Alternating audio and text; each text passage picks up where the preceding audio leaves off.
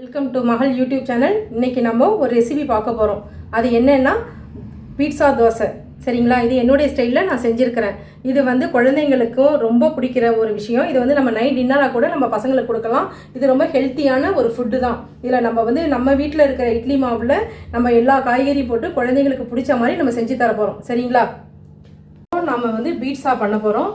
அதுக்கு என்னென்ன தேவையான பொருட்கள்னு சொல்லிட்டு நம்ம பார்க்கலாம். நான் இப்போ மைதாவில் செய்ய போகிறது கிடையாது. அதுக்கு நம்ம பேஸாக என்ன நம்ம எடுத்துக்கிறோன்னா தோசை மாவு எடுத்துக்கிறோம். சரிங்களா? அதை வச்சு இப்போ என்னுடைய ஸ்டைலில் எப்படி செய்யலான்னு பார்க்கலாம். அதுக்கு தோசை மாவு ஒரு cup, onion, yellow capsicum, green capsicum, red capsicum, corn, chilli, red chilli or green chilli, இது கொஞ்சம் காரத்துக்காக. சரிங்களா? இதில் chilli flakes, red chilli flakes, white pepper powder, cheese. இப்போ பீஸா எப்படி செய்யலான்னு பார்க்கலாம் வாங்க.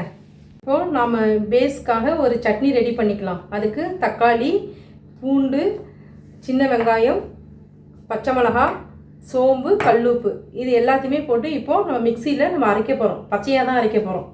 அதுக்கப்புறம் அதை வந்து நம்ம எண்ணெய் கொஞ்சோண்டு விட்டு அதை தாளிக்கணும், நல்லா வதக்கணும். இப்போ நம்ம எல்லாமே அதில் போட்டுடலாம். தக்காளி, பூண்டு,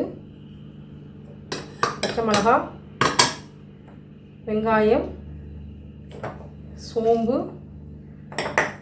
கல்லுப்பு இது எல்லாத்தையும் போட்டு இப்போ அரைச்சிட்டு வந்தேன்.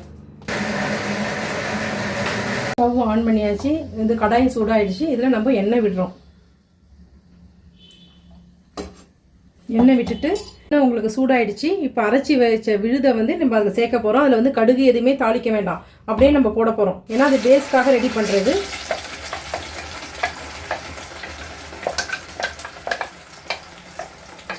இந்த சட்னியை நீங்கள் இட்லி தோசைக்கும் நீங்கள் சாப்பிட்லாம். தண்ணிக்குன்னு எதுவும் விடக்கூடாது.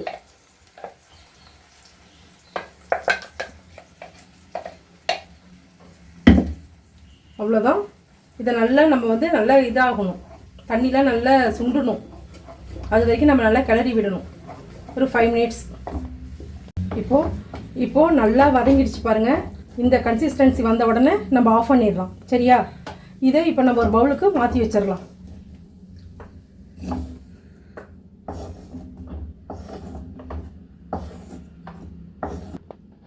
இந்த பக்குவத்தில் இருக்கணும். சரிங்களா? ரொம்ப லிக்யூடாக இருக்கக்கூடாது, நல்ல திக்காக இருக்கணும். இந்த மாதிரி தான் இருக்கணும். பீட்சா ரெடி பண்ணலாம். அதுக்கு ஃபஸ்ட்டு ஸ்டவ் ஆன் பண்ணிவிட்டு தோசைக்கல் வச்சிடலாம். அது கொஞ்சம் ஹீட் ஆகட்டும். மாவு விட்டுக்கலாம். கல் சூடானதும் மாவு விடுறோம்.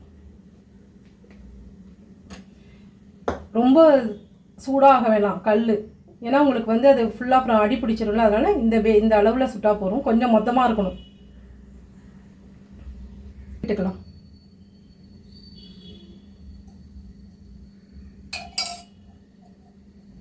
இப்போது தோசை அடிப்பக்கம் வந்துருச்சு. இதை வந்து நம்ம லைட்டாக வந்து மேலே மட்டும் திருப்பி போட்டு டக்குனு எடுத்துடணும்.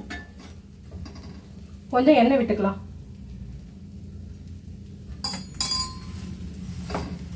அவ்வளோதான். உடனே திருப்பி போட்டுடணும். இந்த திருப்பி போட்டதில் கொஞ்சம் லைட்டாக வந்து சும்மா இது மாதிரி குத்தி விட்டுங்க, ஏன்னா அது வந்து ஊறணும்ல நம்ம கடிக்கலாம். அதுக்காக இப்போ அதை எடுத்துட்டு அந்த தோசையில் நம்ம சட்னி அரைச்சி வச்சோம்ல, அது வந்து பேஸ்க்காக நம்ம இதில் வந்து அப்ளை பண்ணிக்கிறோம்.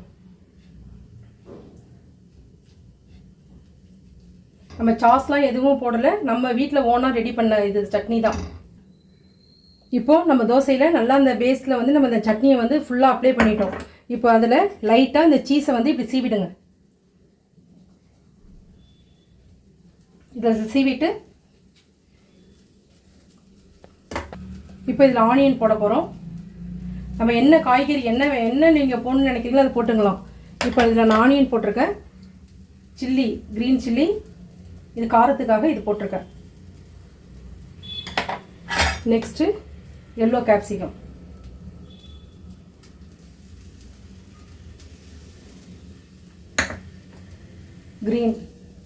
Green capsicum,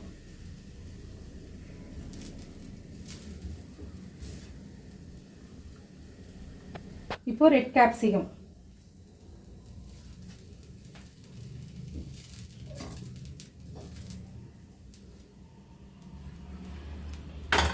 next corn.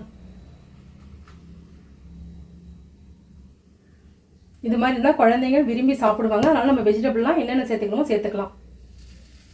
இல்லை மஷ்ரூம் போடலாம், பன்னீர் போடலாம். நம்ம வந்து இந்த ஒயிட் பெப்பர் பவுடர் இருக்குல்ல, அதை நம்ம லைட்டாக வந்து நம்ம தூவி விட்டுக்கலாம். Next red chilli.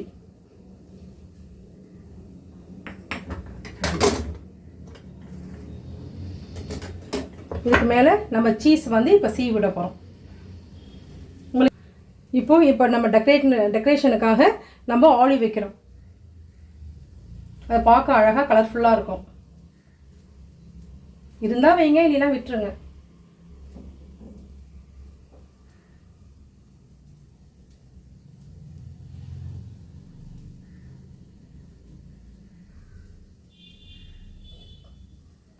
ரெடி பண்ணியாச்சு. அதில் கொஞ்சம் லைட்டாக இப்போ எண்ணெய் விட்டுக்கலாம். லைட்டாக ஓரமாக விட்டுட்டு இது கொஞ்ச நேரம் ஒரு 10 மினிட்ஸ் வந்து நல்லா வேகட்டும். அவ்வளோதான். சிம்லேயே வச்சுருங்க. ரொம்ப ஹையாக வச்சா அது வேகணும்ல, அதனால் சிம்மில் வச்சுருங்க. இப்போது வெந்துருச்சான்னு பார்ப்போம். இப்போ அதுக்கு நீங்கள் வச்சுருக்கீங்களா தோசை திருப்பி, அதுலேயே வந்து இப்படி குத்தி பார்த்தீங்கன்னா தெரியும். எதுவும் ஒட்டி வரல பாருங்கள். ஸோ வெந்துருச்சு. இப்போது இதை வந்து நம்ம அழகாக எடுத்துடலாம். அவ்வளோதான், பீஸா ரெடி. இதுக்கு வந்து நமக்கு அவன்லாம் வேணாம், வெறும் தோசைக்கல்லிலே வச்சு நம்ம செஞ்சிடலாம்.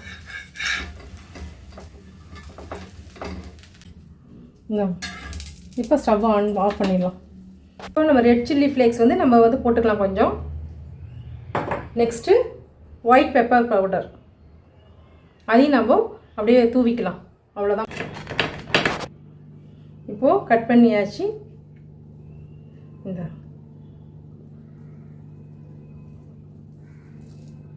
அவ்வளோதான்.